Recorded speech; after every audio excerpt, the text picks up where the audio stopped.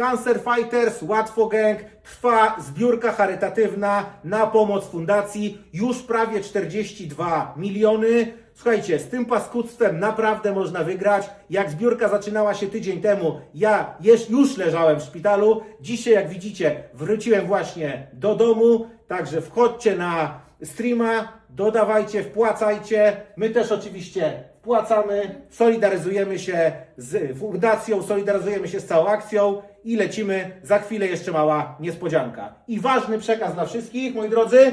Nie bać raka!